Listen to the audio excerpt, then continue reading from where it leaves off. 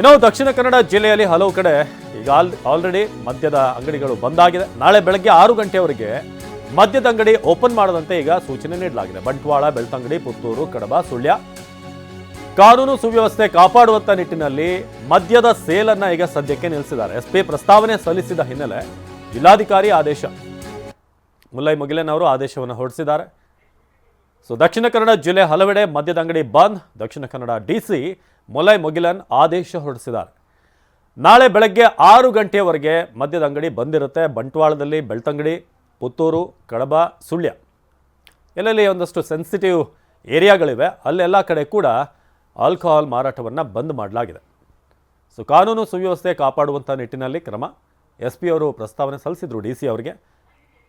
ಬೆಳಗ್ಗೆ 6 ಗಂಟೆವರೆಗೆ, ನಾಳೆ ಬೆಳಗ್ಗೆ 6 ಗಂಟೆವರೆಗೆ ಮದ್ಯದ ಅಂಗಡಿ ಓಪನ್ ಇರೋದಿಲ್ಲ. ಈ ಭಾಗದಲ್ಲಿ ಮದ್ಯದ ಅಂಗಡಿಯನ್ನು ಬಂದ್ ಮಾಡಿ ಜಿಲ್ಲಾಧಿಕಾರಿ ಮುಲ್ಲೈ ಮುಗಿಲನ್ ಆದೇಶ ಹೊರಡಿಸಿದ್ದಾರೆ.